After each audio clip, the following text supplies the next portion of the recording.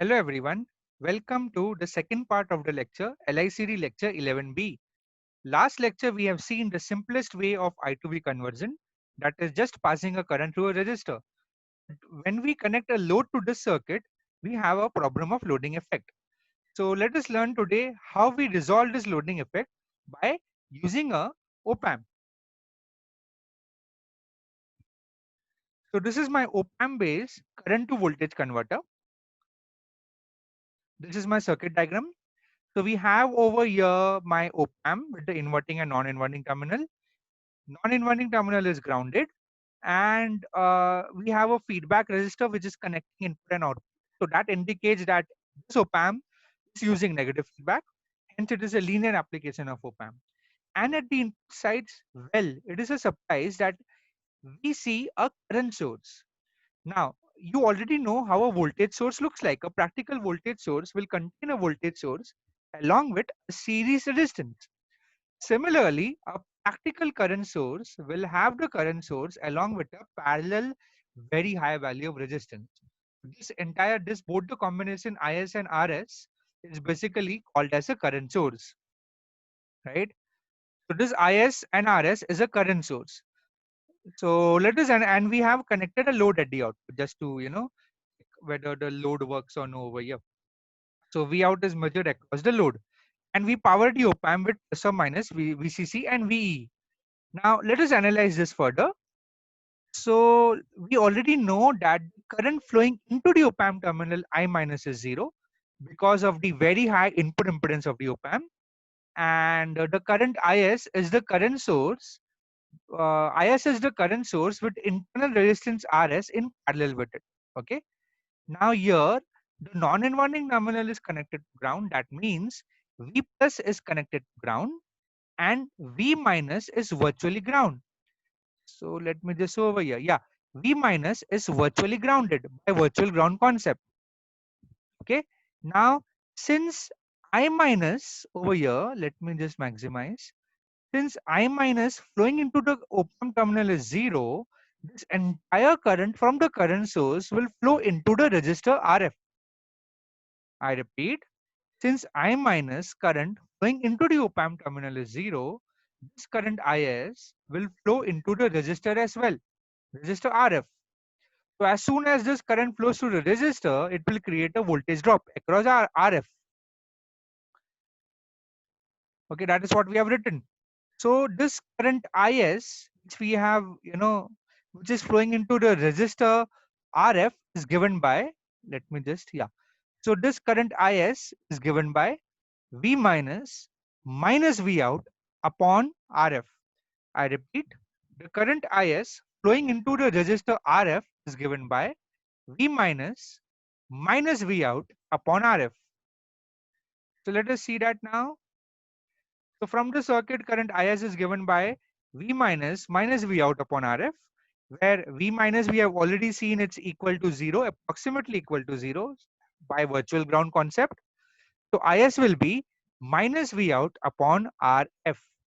So what will be my V out? V out will be equal to minus RF times IS. So what does that mean? RF is a constant.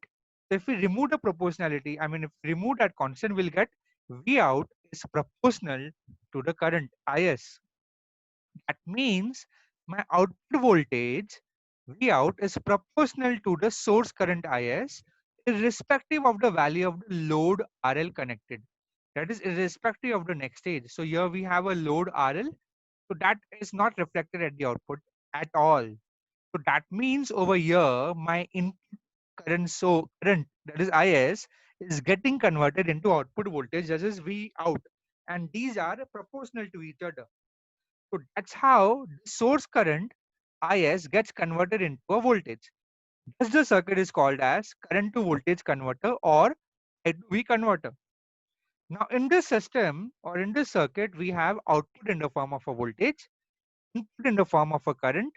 So what will be the voltage upon current unit? It's impedance, and basically the input current is getting transformed into voltage at the output. Hence, it is also called as trans impedance amplifier. Now the term mod of V out upon IS. Let us see that V out upon IS. What is V out upon IS? So V out upon IS will be RF. So mod of V out upon RS is equal to RF. This is called as the sensitivity of I to V converter. Now, what do you mean by sensitivity? Sensitivity means the amount of output voltage change for a given input current change. So if your circuit is highly sensitive, what does that means? That means that for where it can pick up very small input current changes also, and it can convert those small input current changes into measurable output change. So we want sensitivity of this I to V converter to be very high so that it can sense weak signal and convert it into voltage. Easy option is one option which we can look out is increase the value of RF. But we cannot increase the value of RF to extremely high values, which is not advisable for the op-amp, right? Why it is not advisable? Let us look into it. If you have a very tremendously high value of RF, that will actually block this current which is flowing from here. So this current IS won't flow into the won't flow into the output terminals if the value of RF is extremely high. So that's why it is not possible to blindly increase the value of RF to tremendously high values. So let us come back to a reflection spot. So we will go into LT-SPICE simulation and we'll implement the above concept in LT-SPICE and check out the simulated results. So let us go. So the circuit is already built up for your reference. So this is my active current to voltage converter, or we can call it as a op-amp based current to voltage converter. So here is my current source. We have a very high value of resistance in parallel to this current source. My current source value is of 0.1 milliampere. This is the current which we need to convert into voltage. And as you can see, it's already been converted. It's minus 7.5. We will see that shortly. We will see shortly now why it is minus 0.5. Let me just delete it from here, everything, and we'll simulate it from the start. And the op-amp is OP07, which is powered with plus or minus 15 volt supply. So this VCC and this VE, we make sure that op-amp is working. Okay, so let me go to simulate. Let me go to run. Oh, so we got the values. We got V out as minus 7.4999, and we got the value of IS also over here. So now let me see if I go over here and I drag it and I just click on it and select over here IS. So it will give me the value of IS. So IS is around 0.1 milliamperes. Now, if I want the same current, I know that the current flowing into the resistor RF is also same. So let me find I current I of RF. So this is my current flowing into the resistor. As you can see, it is the same current. So it is matching with the theory. Now let us check the output. So I'll drag it over here. Yeah. So this is my output which is coming. I remove this dollar sign and I'll select V out, V of V out. So here is my output. So what this mean is this op-amp has converted this current of 1.1 milliampere into a voltage of minus 7.5 volt, close to 7.5 volt, irrespective of this load resistance RL. So V out, we have seen in theory, V out is given by minus RS times RF.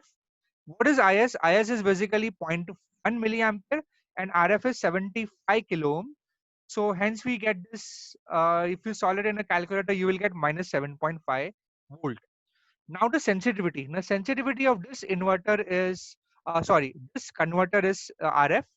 If you want a very high value of, very small voltages to be detected, then we have to increase this to a higher value. Okay. Now let us change this value of IS to around 0.1 microvolt. It's a very small value of current, and let us see what is the output voltage reflection. So over here we can see that when the input current is around 100 nanoamperes, the same current flows through the resistor also RF, but the output is in millivolts. So you see, in order to detect very small currents, if I want to increase, if I want to make it readable at the output, now minimal millivolts signal at the output will not drive anything else. So it's useless, right?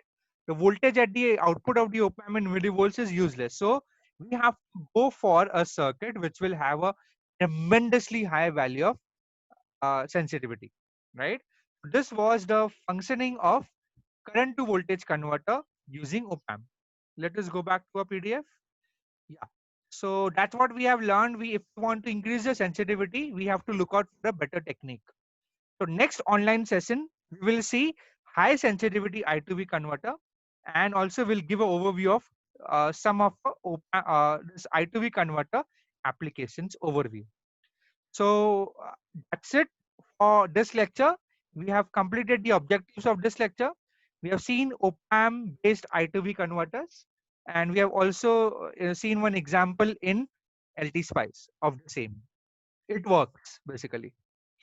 So only thing is it requires a tremendously high sensitivity, which is the next topic we'll be covering in the next online session. Until then, have a good day and thank you for joining.